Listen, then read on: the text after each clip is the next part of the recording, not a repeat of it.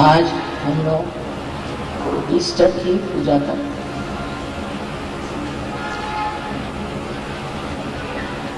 आज सहयोगियों के लिए एक महत्वपूर्ण दिन है, क्योंकि ईसा मसीह ने दिखा दिया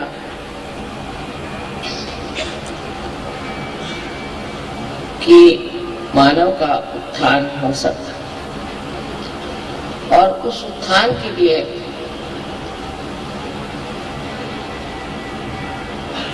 हमें प्रयत्नशील रहना चाहिए।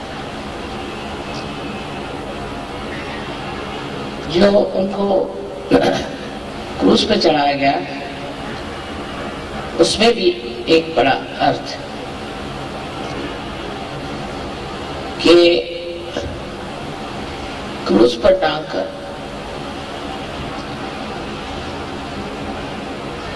उनकी हत्या की गई और क्रूस आज्ञा चक्र पे एक स्वस्तिक का ही स्वरूप है, उसी पर टांग करके और ईसा मसीह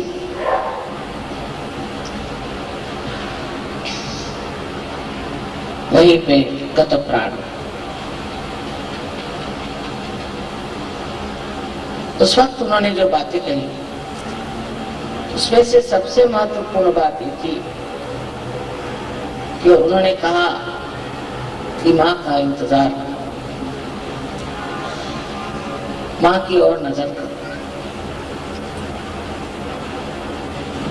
उसका अर्थ कोई कुछ भी लिखा है और दिखाई देता है कि उन्होंने ये बात कही कि मैं तुम्हारे लिए एक ऐसी शक्ति भेजूंगा जिसके 3 अंगों त्रिगुणात्मक और उसका वर्णन बहुत सुंदरता से किया है कि एक शक्ति होगी वो आपको आराम देगी। आराम देने वाली शक्ति हमारे अंदर जो है वो है महाकाल की शक्ति, जिससे हमें आराम मिलता है, जिससे हमारी बीमारियां ठीक होती हैं, जिससे अनेक प्रश्न जो हमारे भूतकाल के हैं वो सही हो जाते हैं। दूसरी शक्ति उन्होंने दी थी, जो भेजी उन्होंने, वो थी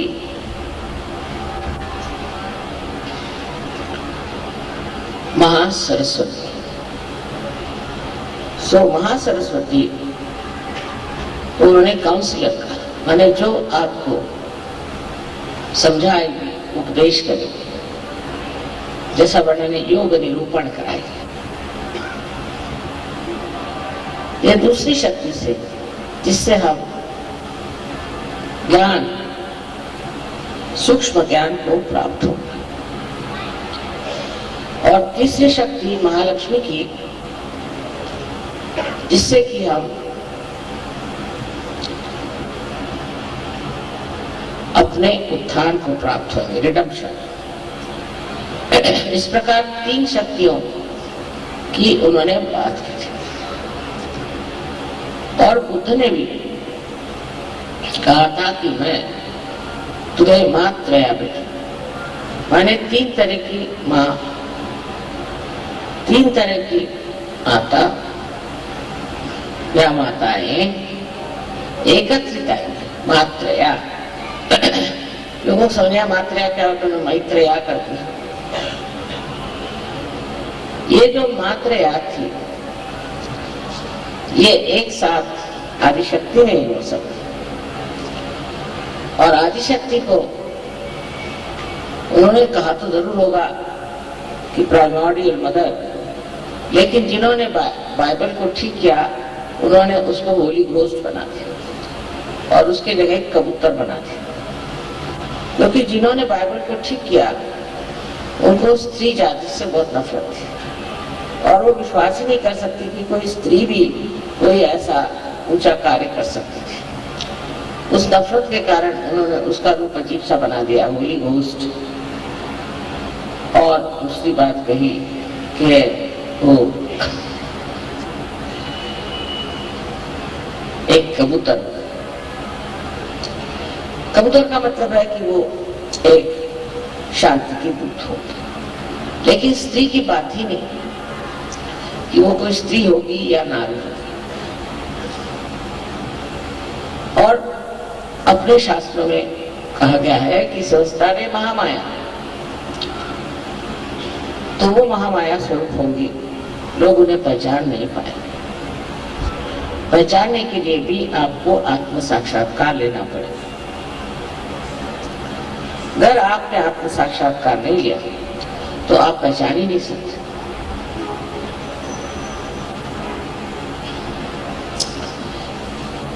अपने जीवनी में उन्होंने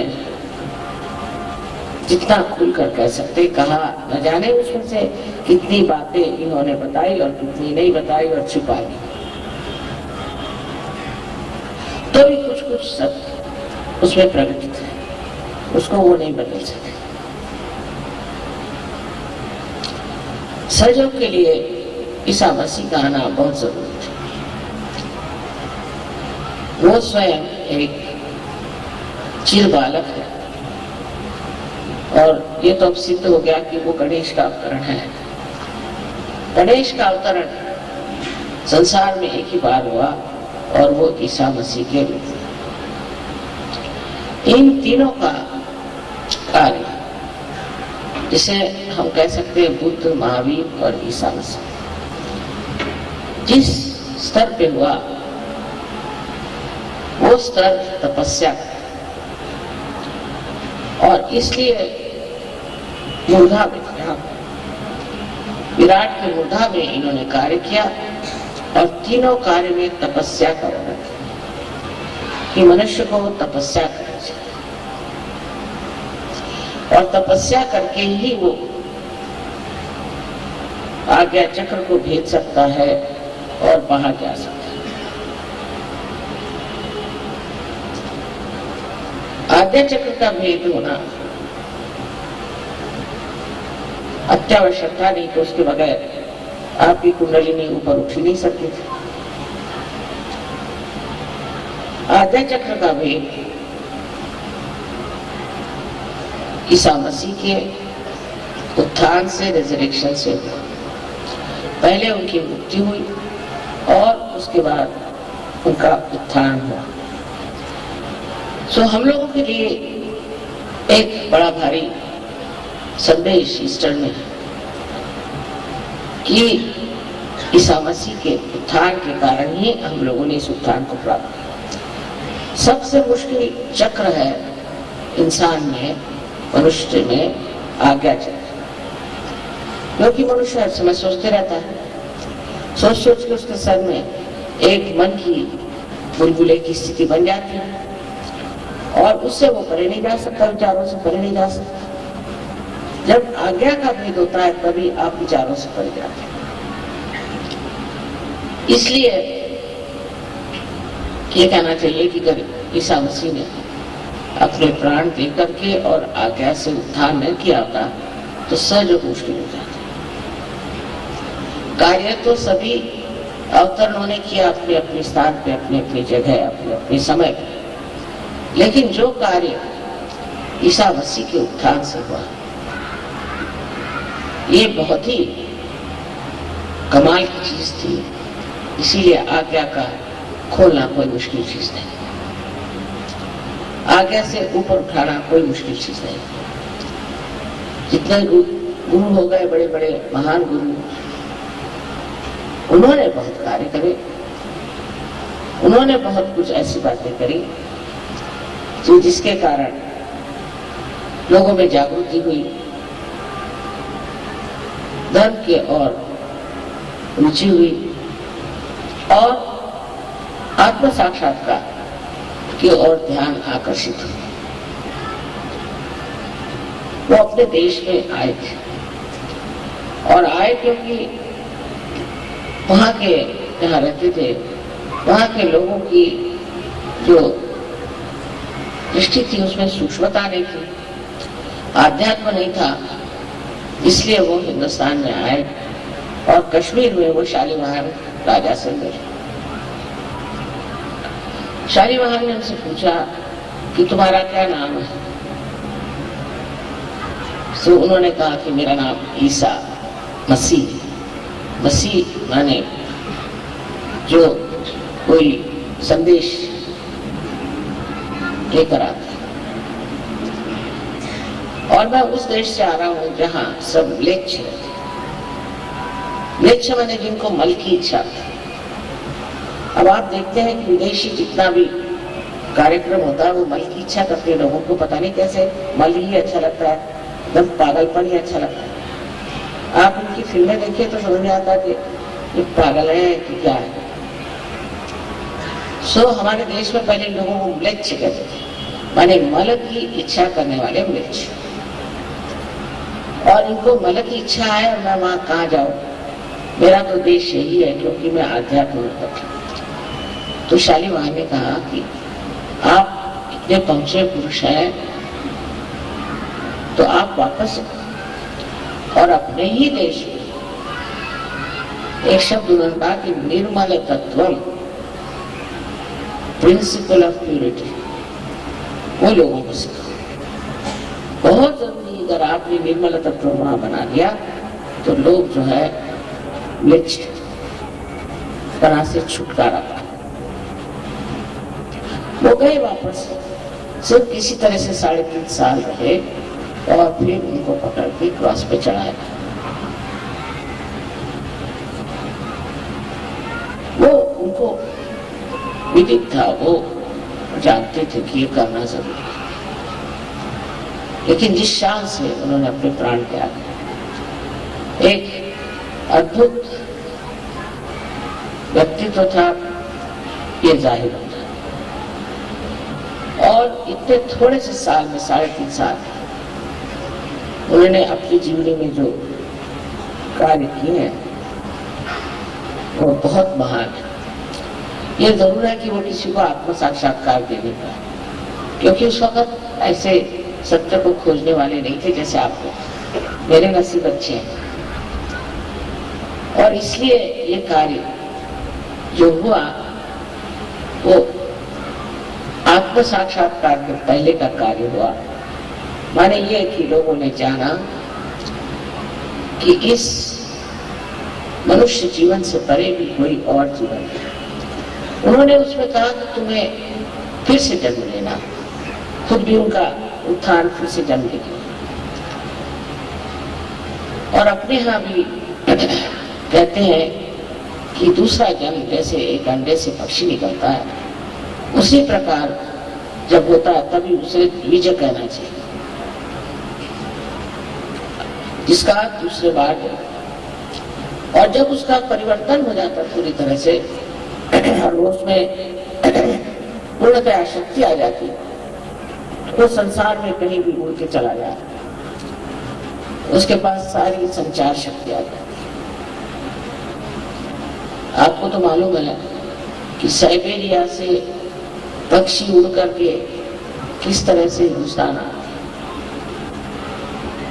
जाड़े में यहाँ आते और गर्मियों में वहां जाते। ना उनके पास कोई रडार है, एरोप्लेन है, कुछ नहीं। कैसे आते बराबर उसी जगह आते, जिस तालाब पे पहले आते थे उसी जगह आते। उनके बच्चे भी वहीं आते।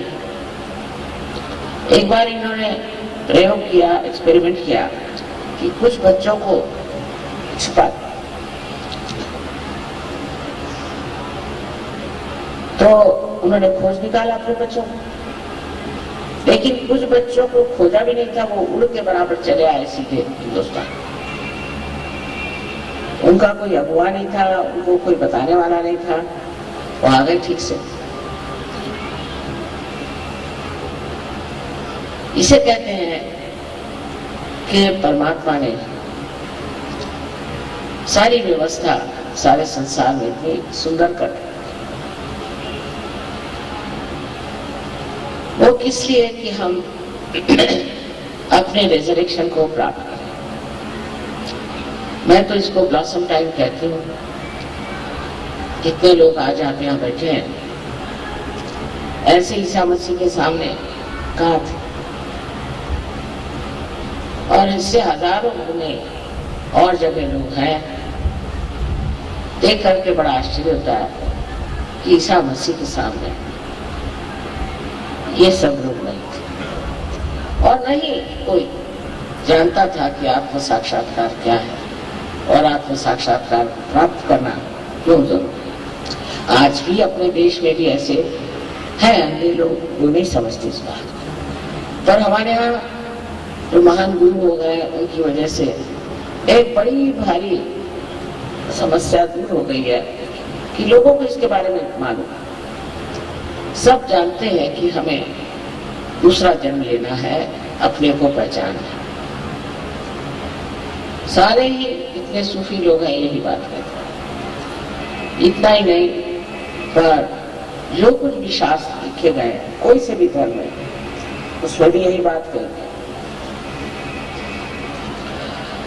आज का दिन इसलिए हमें मुबारक है कि आज तो बंगाल का नया साल है, और इसीलिए इसके पुनरुत्थान की भी बात हो सकती है। ये पुनरुत्थान आज बंगाल में हम लोगों ने जो मनाया है, इसका जरूर फायदा बंगाल में होगा।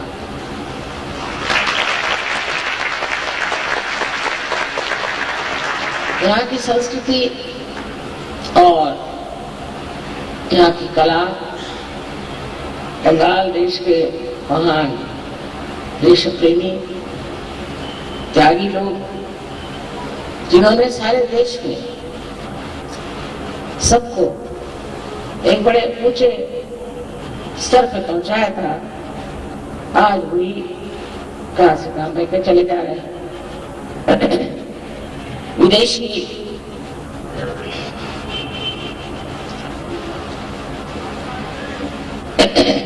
व्यवस्था खत्म हो गई, चले गए, लेकिन अब कहीं अधिक हम लोगों ने विदेशी संस्कृति को लेना स्वीकार किया, और उसको लेकर के हम ये भी नहीं सोचते कि वो लोग कहाँ पहुंचे हुए। हम लोग ये जानते नहीं कि इन लोगों की क्या दशा, ये कहाँ पहुंचे हुए, इन्होंने क्या पाया हुआ है।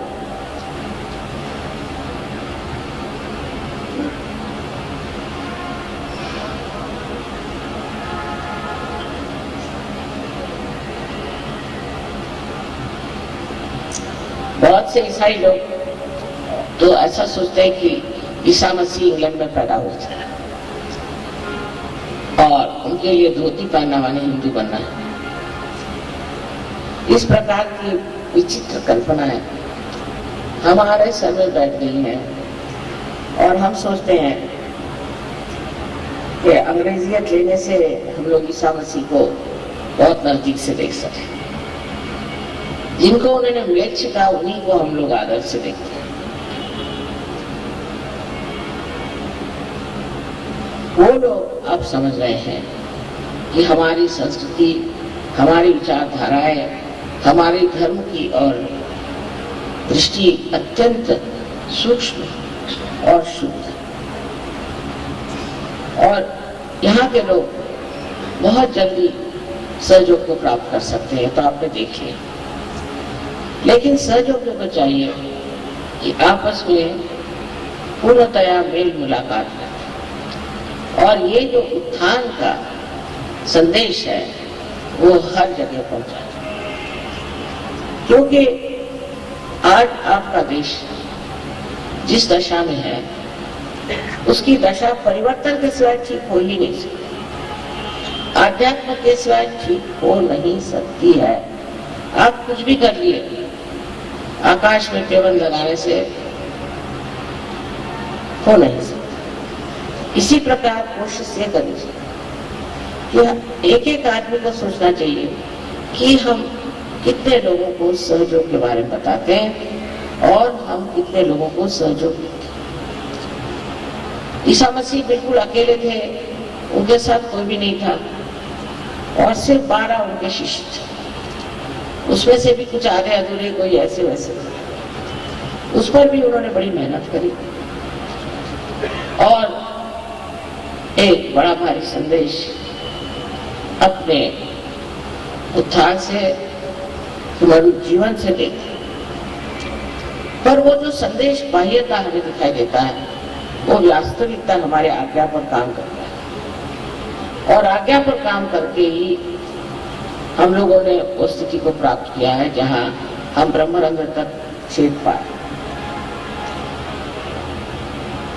उन्होंने हमेशा क्षमा की बात की, बुद्ध ने हमेशा करुणा की बात की, उन्होंने हमेशा क्षमा की बात की कि आप सबको क्षमा करें।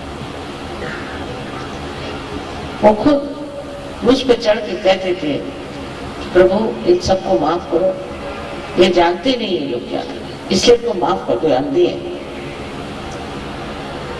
ऐसी दशा में जबकि लोगों ने उनको कीले से ठोका था और सर में कांटों का मुकुट चढ़ाया था, उस वक्त भी उन्होंने कितने प्यार से बात कही कि प्रभु इनको सबको माफ करो, क्योंकि ये जानते नहीं ये क्या है। ये आज्ञा चक्र की कमाल है। इसीलिए आज्ञा चक्र पे मैं हमेशा कहती हूँ कि आप लोग सबको माफ करो, एकदम माफ करो। आधे विचार तो हमारे अंदर यही चलते हैं कि इसने हमें सताया, उसने हमें सताया, इसने हमें परेशान किया, उसने हमें परेशान किया, उसको मैं कैसे ठीक करूं। ये सब कर हम परम चैतन्य को समर्पित कर दें तो वो इसका इलाज कर दे। मैं खुद आपसे बताती हूँ, बहुत डरती हूँ। कोई गड़बड़ काम करते हैं सहयोग में तो मुझे घबराहट हो जाती, कहते तो क्या ही चाहत, क्योंकि इधर तो ईसा मसीह बैठे हैं, उधर गणेश जी बैठे हैं और हनुमान और भैरवनाथ, इन चार के चक्कर से छूट नहीं पाए। कोई जरा सी गड़बड़ करता है, पैसे में गड़बड़ करे, काम में गड़बड़ करे, तो मैं बस संभालती रहती हूँ उसको, बाबा इस पे कोई आफत ना जाए। क्योंकि जब आप पवित्र चीज में आ गए, देखिए यहाँ एक सफेद चादर, इस सफेद चादर में कोई भी दाग पड़ जाए तो फौरन दिखाई देगा। इसी प्रकार आपको एकदम निर्मल करती है और आपके अंदर अगर कोई दाग दिखाई तो वो फौरन पकड़ लेंगे और आपको ठीक करने के लिए न जाने कि आपको सजा दें। ये बड़ी मुश्किल है। हालांकि अपने समय तो उन्होंने अपने प्राण दे दिए, लेकिन हमारे बारे में उन्होंने ये कहा है कि हमारे लिए चाहे आप जो भी करें, लेकिन आदिशक्ति के बारे में अगर कुछ करिएगा तो मुझसे बुरा नहीं होगा। और मैं देख रही हूँ वो करके बहुत गड़बड़ है, वो नहीं सहन कर सकते। अगर आपने मुझे मां माना है तो मैं उसका मान रखता हूं, और जब लोग सताते भी हैं तो मैं कहती हूँ उन्होंने एक बार मुझे मारना कोई हर्ज नहीं। लेकिन ये लोग नहीं इसको समझते। इसलिए आज याद रखना चाहिए कि हमारा जो उत्थान हुआ है, अर्थात या आपकी पूर्व जन्म की बहुत बड़ी साधना, पूर्व जन्म की बहुत बड़ी मेहनत, श्रद्धा, उसे के फलस्वरूप जो हो, तो भी इस जन्म में जब आपको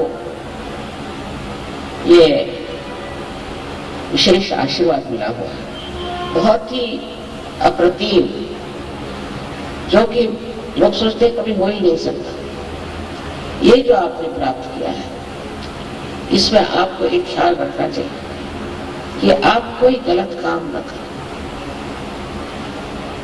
कोई सा भी गलत काम न करें, क्योंकि वो गलत काम करने से आपकी जो निर्मलता है वो एकदम पकड़ में आ गई। मैं आपको डरा नहीं रही हूँ, पर वास्तविकता बताए कि जो भी करो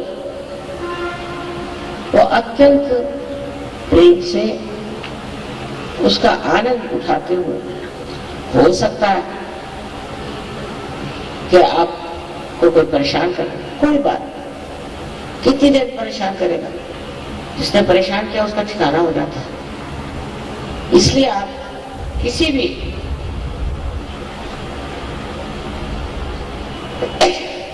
स्तर पे भूलना नहीं, किसी भी प्रांगण एरिया में भूलना नहीं कि आप एक सज हो।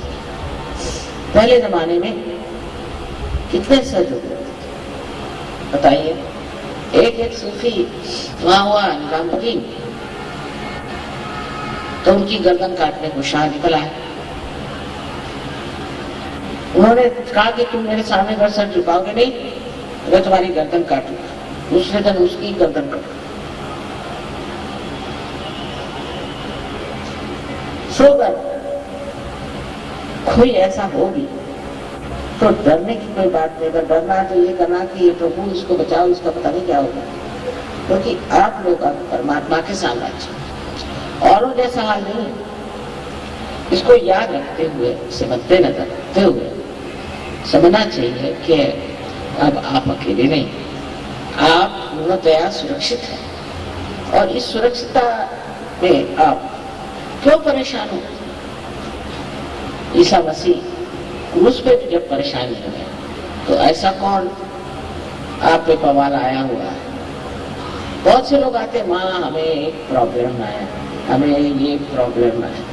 इसका मतलब आप सर्जरी नहीं है। सीधा समीकरण ये बैठा है कि आप सर्जरी नहीं। जो सर्जरी होगा उसको कोई प्रॉब्लम होगा ही नहीं, क्योंकि आप बैठे हैं एक बड़ी ऊंची जगह और प्रॉब्लम यहाँ नीचे खेलते रहते हैं, उसको देखना मात्र है।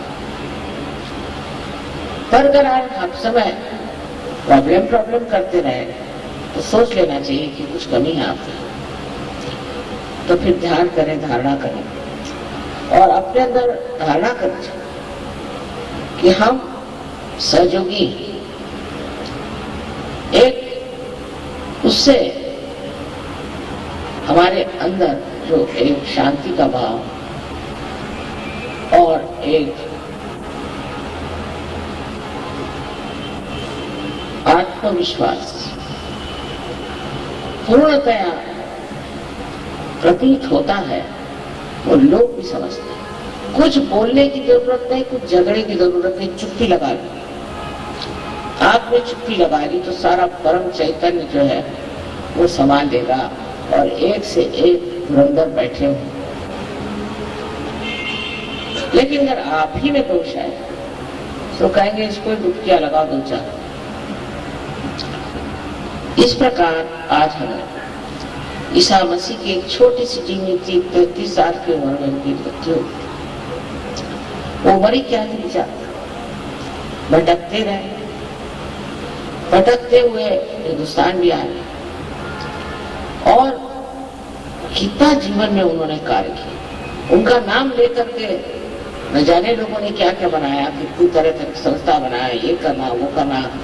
झूठ है सर, गड़बड़ है, पर कितना उन्होंने कहा। उनके मुंह में भी गलत गलत चीजें रख दी गई और इस तरह से लोगों ने एक झूठी संस्था भी बना दी।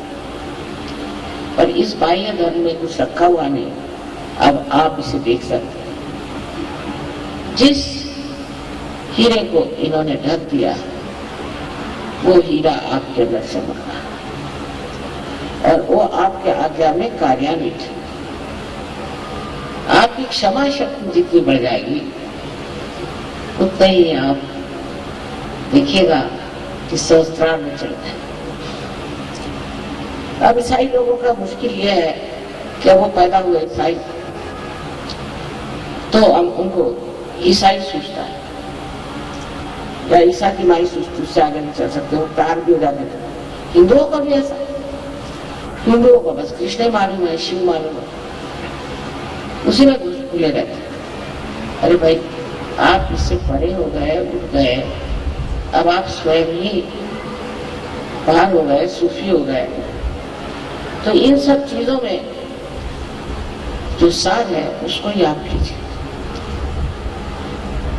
और हर एक चीज में सत्य को खोजें। बहुत सी चीजें असत्य हैं, इन सब धर्मों में बहुत सी चीजें असत्य हैं।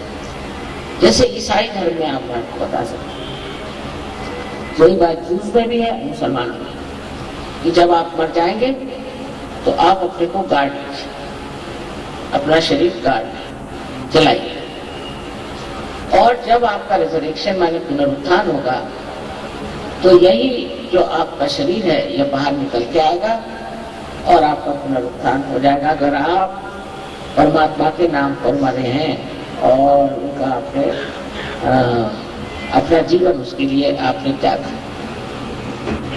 अब सोचिए 500 साल बाद क्या चीज बाहर आई। अगर आपको गाड़ दिया जाए, इसे पूछना चाहिए, तो 500 साल बाद क्या कुछ हड्डियां वड्डियां बाहर आएंगी तो उसका पुनरुद्धार कैसे होगा? और ये विश्वास बहुत लोग करते हैं। इसका विश्वास इतना गहरा है कि हमारे पास कुछ लोग आए थे बोस्निया से, तो मैंने कहा क्यों मरे जा रहे हो, छोड़ो, तुम तो मुसलमान हो, तुम्हें निराकार में तुम्हारा विश्वास है, तुम किस लिए इसके लिए लड़ रहे हो, जमीन के लिए, क्या मतलब? तो उन्होंने मुझे कहा कि हमारे तो शास्त्र में लिखा, अगर तुम भगवान के नाम के लिए मरे तो ऐसा ऐसा होगा। पहले मैंने कहा इसमें भगवान का नाम कहाँ है, मुझे बताओ। फिर दूसरी बात ये बताओ कि तुम कर मर गए और 500 साल बाद अगर हुआ रिजरेक्शन तो अंदर से क्या निकलेगा? उल्टे कब्रों में जा करके सारी जमीन तुम मिले थे और उसमें भूत बनते रहो। उस मामले में मैं कहती हूँ कि अपने शास्त्र कि मरने के बाद आत्मा जो है वो निकल जाता है और जो जीवात्मा है वो फिर से जन्म लेता है। वो तो ठीक बात है, क्योंकि जीवात्मा मरता है, लेकिन शरीर 500 साल बाद उसका पुनरुत्थान होगा, ऐसी बात का विश्वास करना महामूर्खता है। और कभी कभी मैं सोचती हूँ कि इतने महामूर्खता को लेकर के ये लोग आपस में लड़ रहे हैं। आज इस्राइल में मारामारी हो गई, तो कल और जगह हो गई, हर जगह एक आसक्त मची हुई है धर्म को लेकर। जहां जाओ वहां धर्म से झगड़ा ही हो रहा है। मैंने कल भी बताया था कि कोई सा भी धर्म अलग है, सब एक से एक जुटे हुए हैं। और ये तो खुद ही दिखाई देता है कि सभी लोगों ने इनसे पहले भी लोगों का वर्णन किया। फिर ये झगड़ा क्यों, ये लड़ाई क्यों? इसलिए कि कुछ लोग हैं वो अपने को कहते हैं हमारी मक्तेदारी, हम धर्म मानकर नहीं, और जो कह गए उसके उल्टा। अब आप सोचिए कि ईसा मसीह ने एक बहुत बड़ी बात कही कि मैं तो ये कहूंगा कि तुम्हारी आंखों में निष्पापता है। जैसे कि अंग्रेजी में उल्टी बात हमेशा कहते हैं, तो thou shalt not have adulterous eyes। कितनी सूक्ष्म बात है, thou shalt not have adulterous eyes। ये नहीं कि adulterous eyes भी नहीं होनी चाहिए, चित्त में भी adultery नहीं होनी चाहिए, बड़ी सूक्ष्म बात है। और हम तो जो गए हैं परदेश में तो देखते हैं कि हर एक की आंख इधर से उधर, उधर से उधर, उधर से उधर, तो कोई देखा ही नहीं जिसकी आंख स्टडी। सहयोग से पहले इधर आंख घूम रही, इधर आंख घूम रही, कोई आदमी को देख रहा, कोई औरतों को देख रहा, किसी चल रहा, कोई चीजों को देख रहा है। तो इस तरह की जो उनकी विशेष वाणी थी उसको किसने माना? उसको कौन कर रहा? कोई नहीं।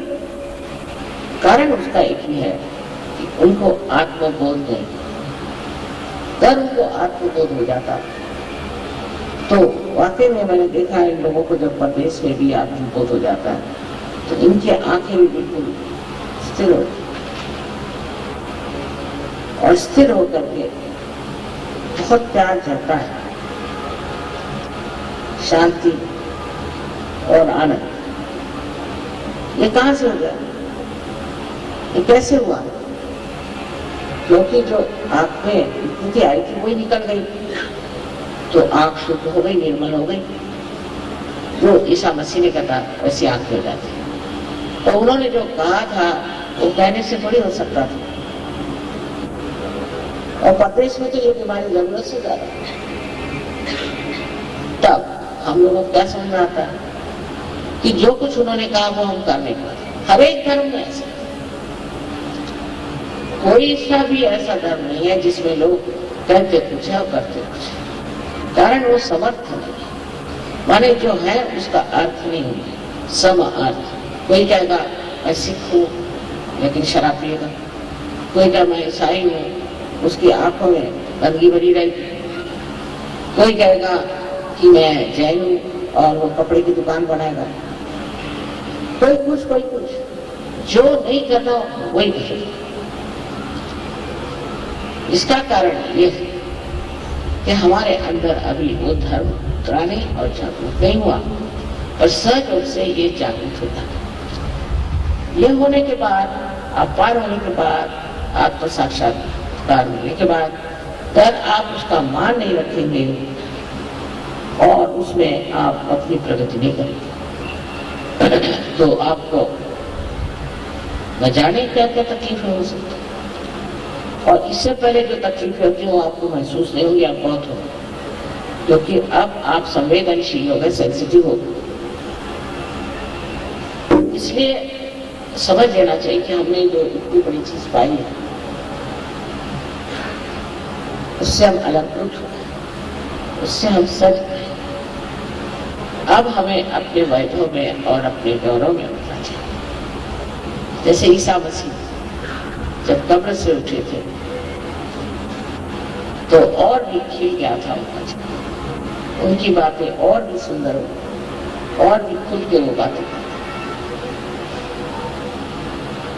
इसी प्रकार हमारे लिए एक वो बहुत बड़े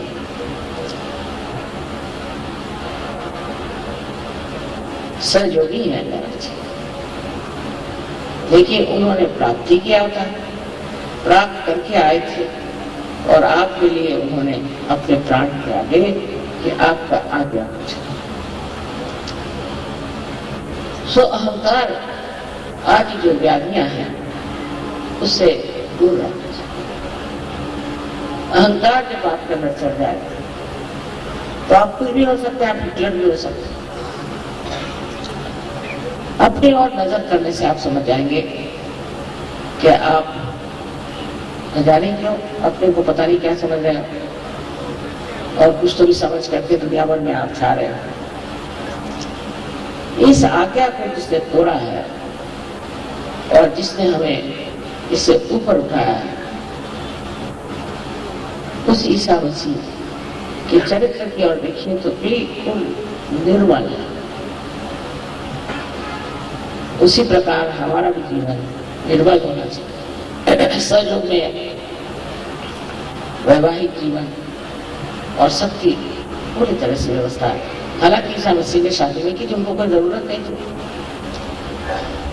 लेकिन पूरी तरह से आपके लिए हर एक चीज की व्यवस्था है, और इस व्यवस्था से आप बिल्कुल सर्वसामान्य लोगों जैसे रह सकते हैं, और अंदर से आप असामान्य हैं और अपने विशेषता को समझते हैं, जैसे ईसा मसीह अपनी विशेषता को समझते हैं, जैसे सूफी लोग अपनी विशेषता को समझते हैं।